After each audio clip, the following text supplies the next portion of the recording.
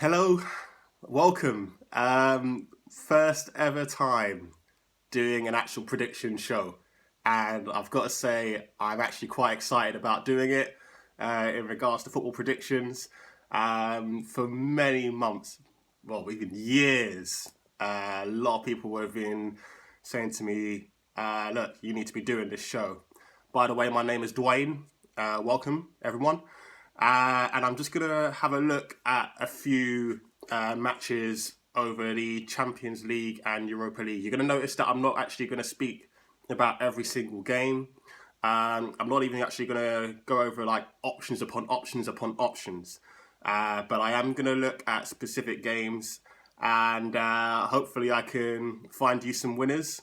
And of course, if you like what you see and hear, then please like and subscribe. Obviously, I'll be most grateful for that.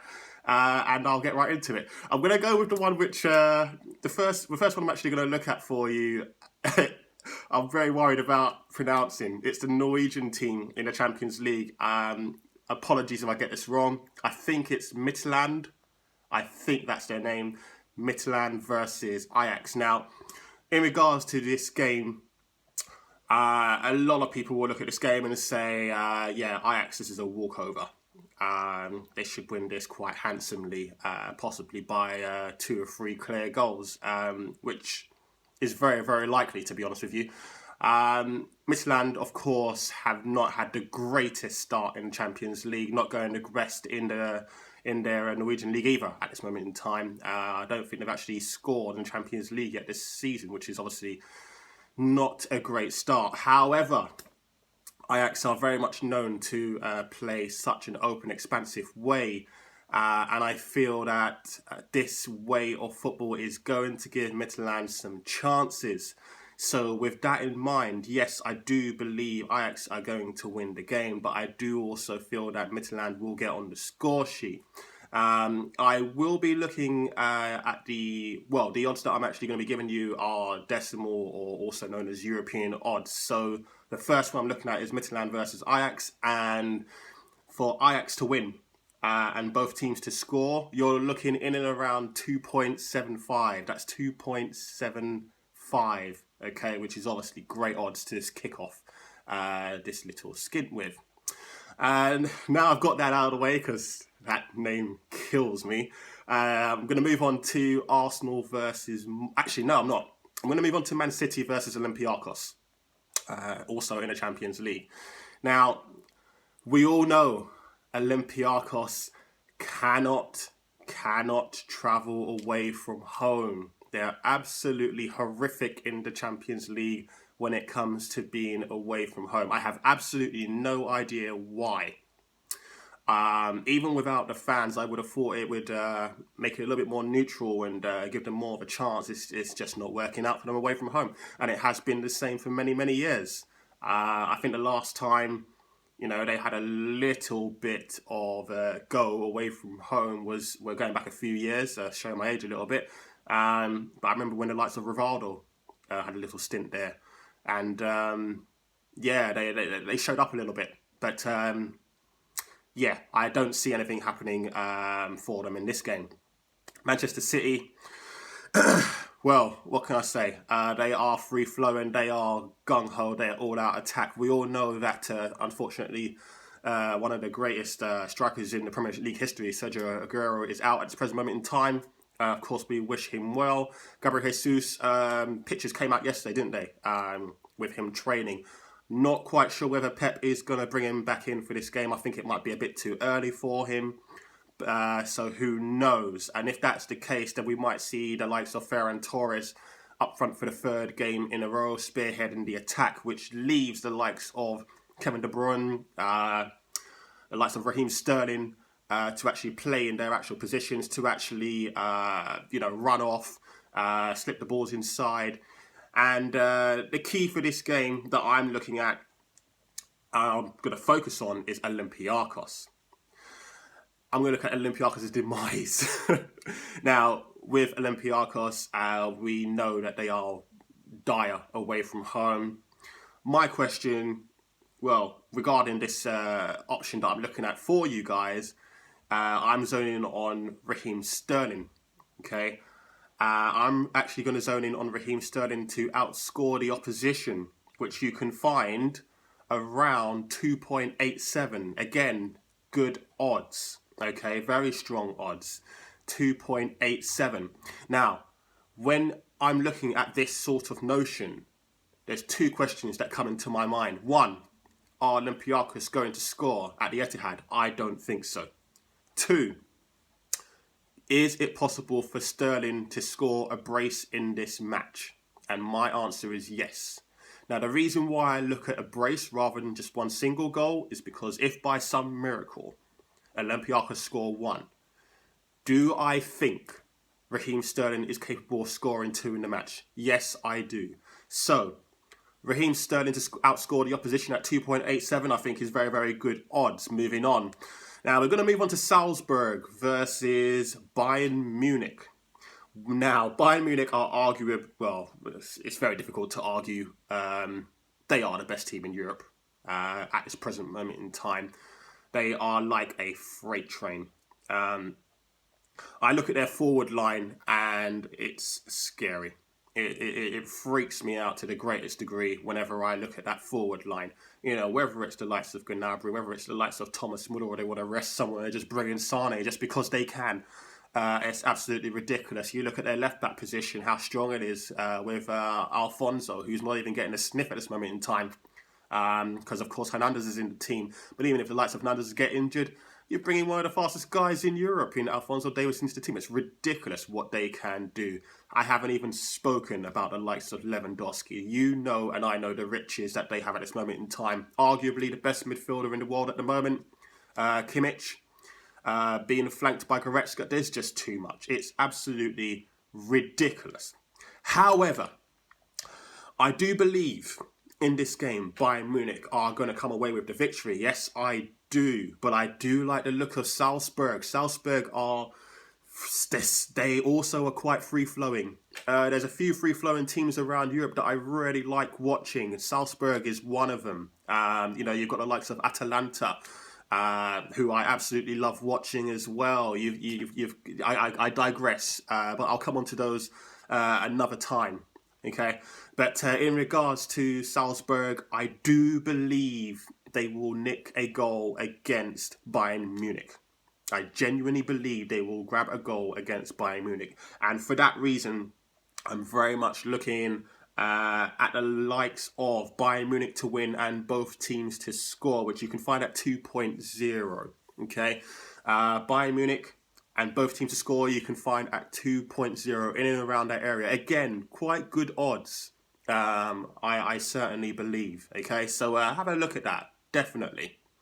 Moving on to Bayern Munich and Dynamo Kiev. Again, this should be a walkover. Bayern Munich seem to be, let's just say since the president has gone, that negative aura seems to be diminishing pretty quickly. I'm very much focusing on the relationship between Messi and Griezmann. Now, we know last season that relationship was absolutely awful, wasn't it? It just didn't really work out. The transfer window has now passed, of course. It's closed. Koeman has to do with what he's got, and Messi and Griezmann have to get along. I love the look of Fati. He's looking brilliant at this present moment in time. I'll be honest with you, I don't like their central midfield. I do think they got the weaker side of the actual deal between Arthur and Pjanic. I understand why they did it, but I didn't like it when they actually moved ahead with that. However, I'm looking at this Barcelona versus Dynamo Kiev game, and again, I'm looking at a specific player to outscore the opposition, and this time I'm actually looking at Antoine Griezmann, of course, who plays for Francais, of course.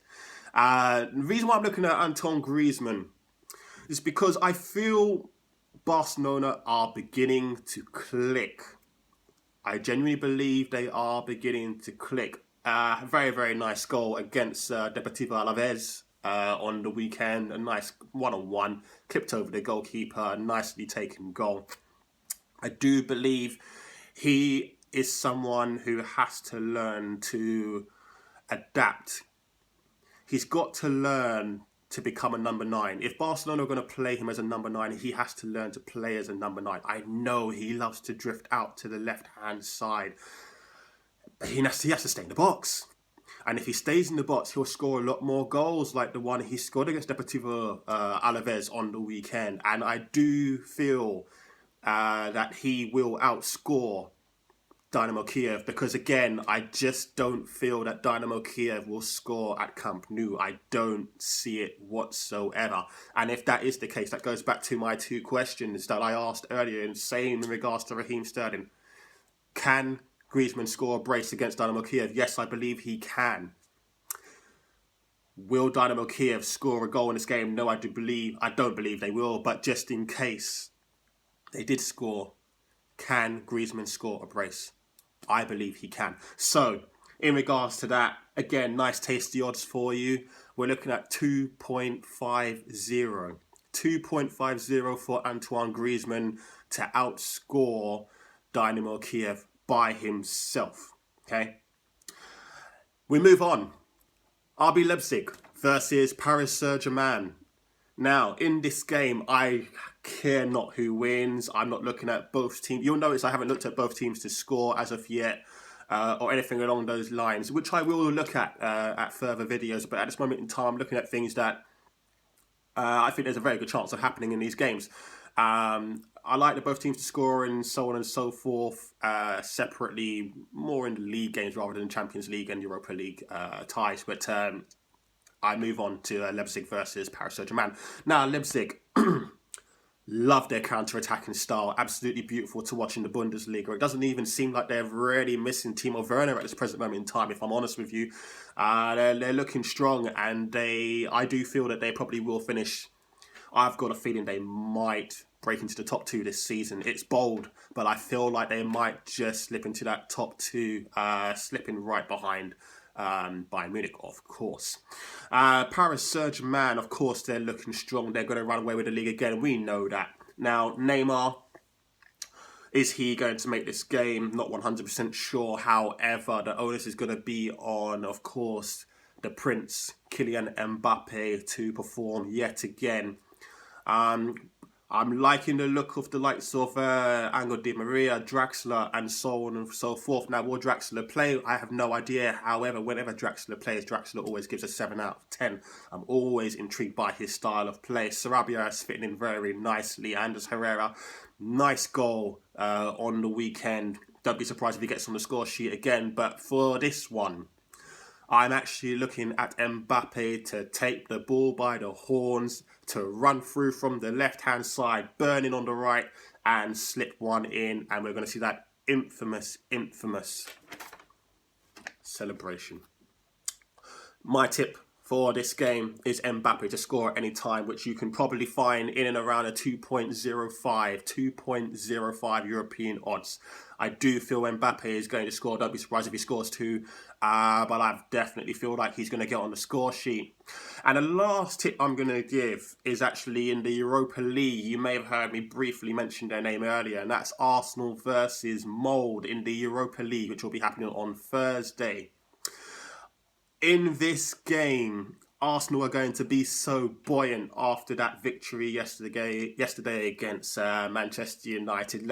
I'll be honest, I feel that Man United didn't even show up. I have no idea what Ole Gunnar Solskjaer was doing with that diamond formation at the beginning. Kind of reminded me of Emery when he was at Arsenal, actually. Do you remember those days when Emery actually put his team up against the opposition and moulded his team towards what the opposition were doing rather than putting a team out there to go out and win a game? I feel that's exactly what Solskjaer did yesterday. That diamond was needless. It was unnecessary. At the end, halfway through the game, he reverted back to the 4-2-3-1, didn't he? The fact that you've got to do that's just a complete mistake. Anyway, I digress. Let's go back to Arsenal versus Molde. Now, Arsenal are buoyant. They're looking good. But I do feel that this game, they're going to rest some players, which is going to allow, I'm going to call them fringe stroke players, hungry, hoping to get back into this team for the weekend, and one that I'm definitely looking at is the likes of Pepe. I definitely feel that Pepe is going to have an influence on this game, and he is part of the final tip I'm actually looking at for this little stint here. I'm looking at Pepe to score and Arsenal to win. Pepe to score and Arsenal to win. You can see that at around the 2.40 area. 2.40. Again, quite tasty odds at this present moment in time. I'm not looking at whether anyone's going to outscore anyone. I'm not looking at Arsenal in under 4.5. I mean, Arsenal under 4.5 can probably come in, to be honest with you. Whenever Arsenal seem to put out a second stringish team, I feel that will probably come in. So you can also look at that as well, but I haven't got the odds for that one. But I'm definitely looking at Pepe to score and Arsenal to win. Okay, so I'm just going to quickly recap that for you. Let's just do this in that order. So, oh God, I hate that game. So, Midtjylland versus Ajax. Ajax to win and both teams to score. We're looking in and around a 2.75. RB Salzburg versus Bayern Munich. We've got Bayern Munich to win and both teams to score. We're looking at 2.0 there. Barcelona versus Dynamo Kiev. I'm actually looking at Antoine Griezmann to outscore the opposition. Again, we're looking at 2.50. 2.50. Okay? RB Leipzig versus PSG. Mbappe to score at any time. We're looking at 2.05 in and around that area. Again, I do think the onus is going to be on him to get them forward, to get that counter-attack going, and to slot one home at the very least, whether it's a penalty, whether it's open play. Man City versus Olympiacos. Again, I do not feel that Olympiacos is going to score. You know my thoughts on that, and I do feel that Sterling is going to have a field day. Whether Jesus finds a way to get into the team so they play off him, or whether it's Ferran Torres who leads the line, they play off him.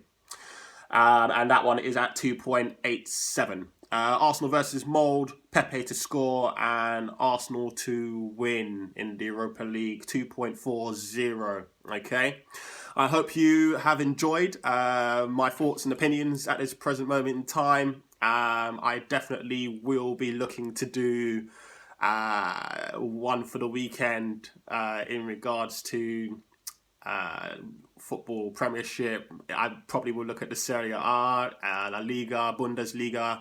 I might even look at the Eredivisie. Who knows? Scottish Premiership, Championship. You never know. There's certain teams that I'm very intrigued by. I mean, God is good. I remember a couple of seasons ago, he gave us the promotion of Benevento in Serie A. And that was absolutely brilliant because it was just so easy to find tips as far as they're concerned. This season, he's given us Wycombe Wanderers, who have come up in the Championship, and he's given us Crotone in Serie A as well, which is absolutely brilliant. You'll notice I'll be jumping on those, so I'm sure I'll be able to find some profit for you guys as far as that's concerned. Like I said, I hope you guys have enjoyed this first ever stint that I'm doing today. I've really enjoyed it. I thought I'd be nervous, but that's absolutely fine. I've absolutely enjoyed it. Like I said, if you like, please like and subscribe. The more the merrier. Tell your friends, tell your family, tell your boys, tell your girls. Happy Monday, and hopefully we get a few winners for you guys, and I'll see you guys on Friday. Take care for now.